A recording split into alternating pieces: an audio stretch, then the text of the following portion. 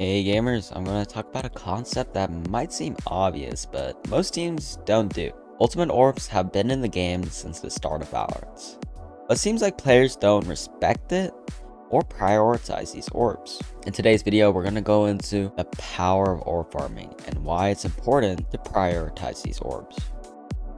For warm up, I want you to practice a neat trick that most players do not know about. Let's go into a swift play and try to listen for an ult orb pickup. Whenever you hear one, instantly hold tab and see which agent's orbs went up. Calm this to the team and it can be used as really good information. Now let's talk about what is orb farming. Orb farming is the idea of basing around on solely going on the map and getting ultimate orbs. You mainly want to get these ultimate orbs on key ultimates such as Killjoy ults, K ults, Brim ult, Breach ult. These ults can definitely win around, so having them is very important. And you don't want to prioritize a Jet ult or Reyna ults, for example, because they're very selfish ultimates and do not have the same power as like a Killjoy ult or a Breach ult. Here's some agents that have low priority for ultimate orbs: Omen, Cypher, Jet, Reyna, Neon, Chamber, and somewhat Astra. These agents should always give the ult orbs to other agents because their ultimates are very valuable. Now let's talk about when to orb farm. Orb farming is good in many scenarios. The best scenario to utilize orb farming is when it's an eco round. The round is not really in your favor, so your team wants to get the most out of that buy. The best way to do this is to orb farm and get key ultimates for your future gun rounds. The next best scenario is when you get free space control and audio is not a key factor. For example, when you get the bomb site and before you plant, just take the orb. Or if you have B main space and they already know you're B main, just take the orb. Now we want to talk about orb farming while planting and defusing the spike.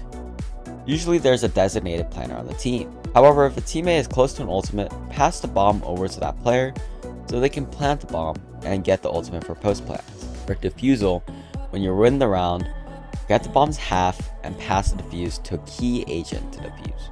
If any agent has a round-winning ultimate, you want to play the round out to get an ultimate orb for that player. So if your KO is 7 out of 8 in ultimate orbs, you get A main or B main space, get the ult orb, and exec with the KO ults. The orb farm, you want to set up a default around the map. Put it simply, you want map control to be able to get the space you need to collect an orb.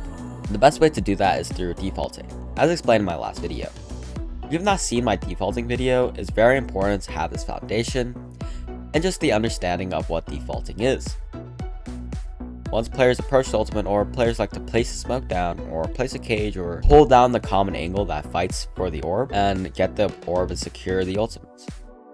Now that Riot has recently nerfed ultimates, giving many of the ultimate abilities an extra orb farming is even more important now. Riot realized that the game is in an ultimate-centric meta where key ultimates changed around. Giving ultimates a higher cost is actually a good change in my own opinion, but now it brings even more importance to the concept of orb farming.